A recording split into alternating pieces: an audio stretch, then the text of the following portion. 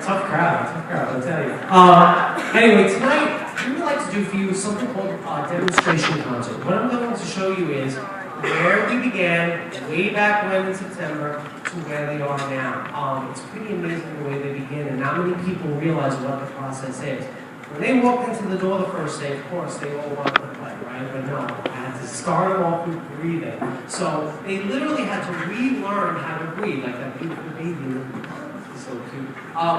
So they had to learn to breathe the way babies breathe, which is from the diaphragm or from their belly. Because as we get older, we start developing chest, relying on our chest to breathe, and it's not enough air to play sufficiently on the instrument.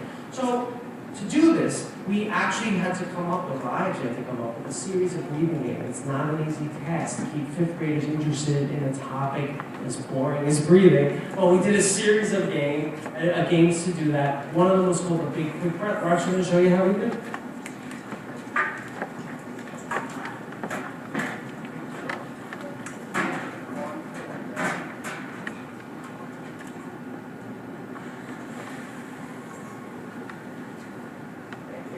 Thank you and good night. Thank you.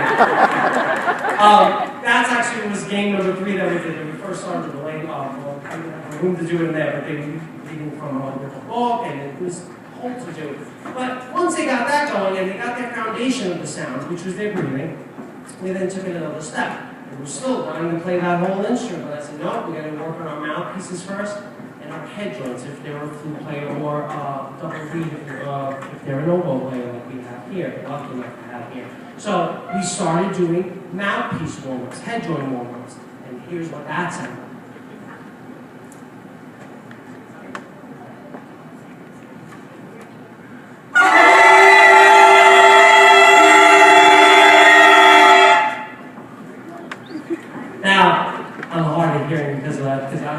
They tell you this, my room is really small, so Mr. Irano, you gotta hit me up for a bigger room next year, okay? So I'm gonna keep going with that. Thank you.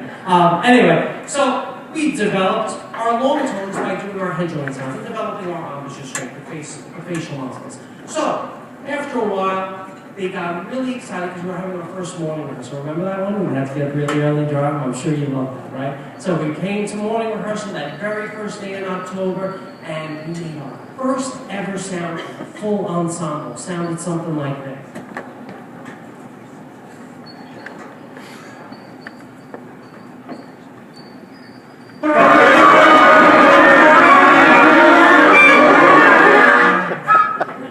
That's why I got a lot of gray hair. And then, with a little practice, it started to sound something like this.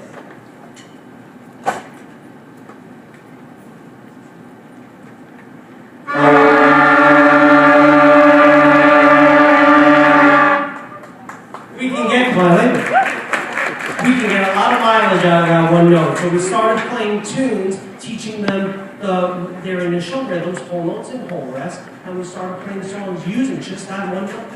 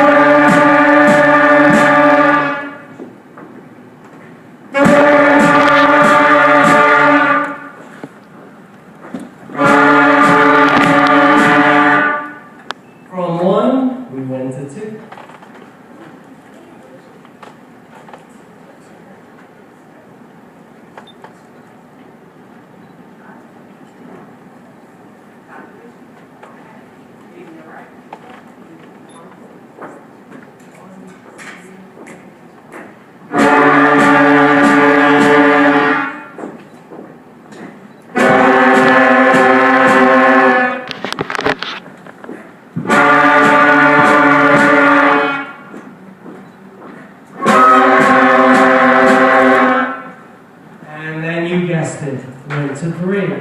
Common Core Math is 8, I know.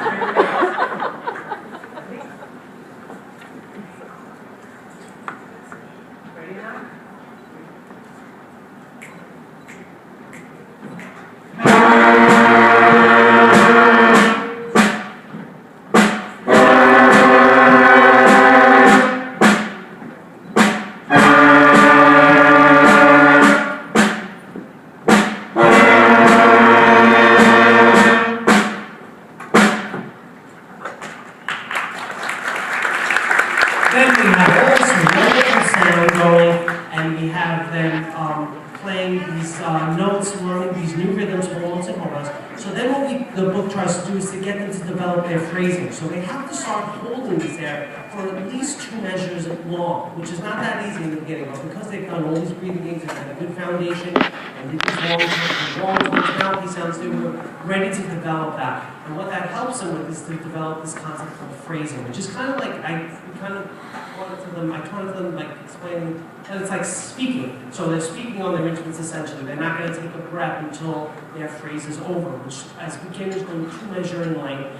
Some of them are starting to push 4 measures in length, which is a wonderful thing, and that's where the future lies, 4 or 8 measures on the line as they start getting better with their breath control. So, to develop that, we did a concept known as the tie, to help them stretch their air for 2 measures straight. We'd like to do that for you now.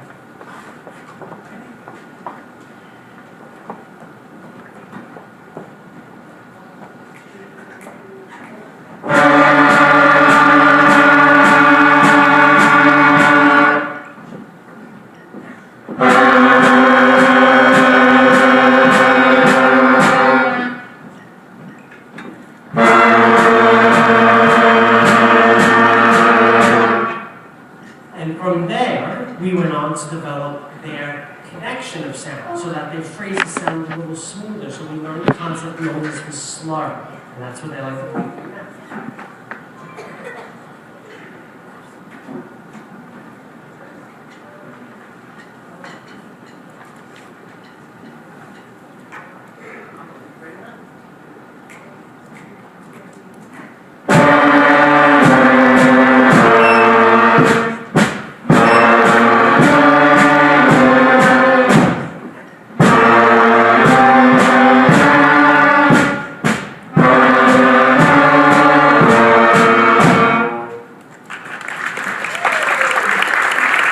With more notes under our belt, then we were able to play folk music the world over. So we started off in England, which I think the joke today I won't bother you. I said the food is horrible, the kids don't get it, but anyway, so we started off with a song called Cardiff by the Sea, which is a folk song from England.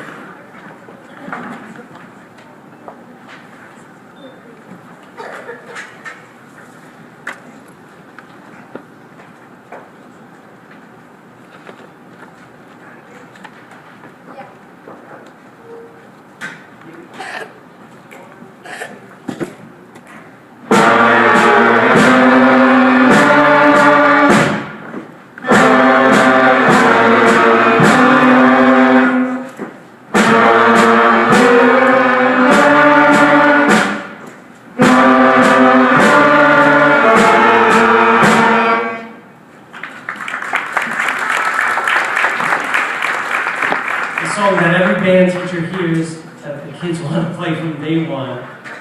Say it again. Hot Cross Pop. We're going to play it Hot Cross Pop. Also from England.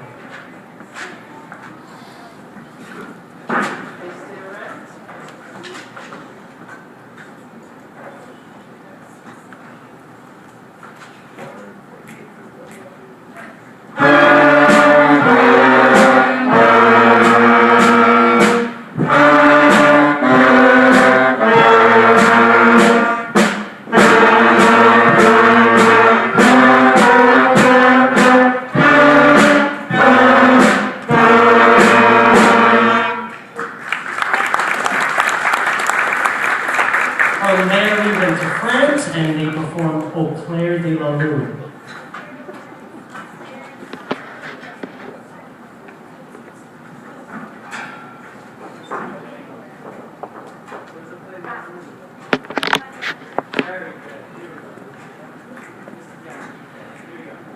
Ready, guys?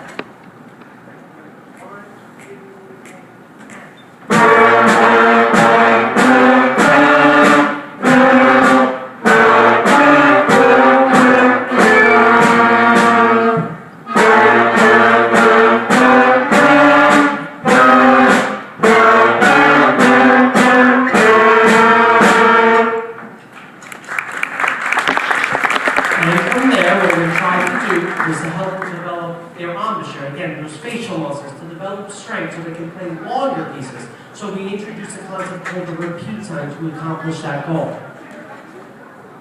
I'd like to play for you an American folk song called Never Leaving Low Alone.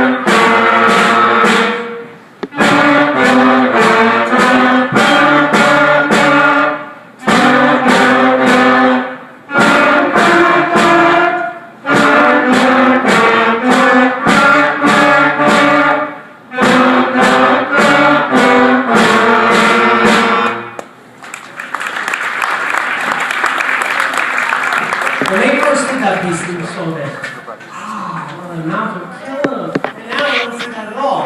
And the best thing about that is what I'm saying is it's developing their arms to their strength to bigger pieces. Because what they don't realize is I got string concert pieces all ready to go, and when they get back from the break, they're going to be doing pieces like 54, 72 measures, stuff like that. But this is building up their strength.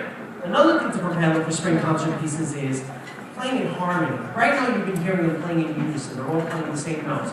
We learned another American folk song called Lightly Roll, like what they did in the orchestra, except we did it in harmony. So now you're going to hear different sections of the band playing different notes at the same time, and that's another thing that they're going to have to develop as they start progressing through our string concert material. So we like to play for you Lightly Roll in harmony.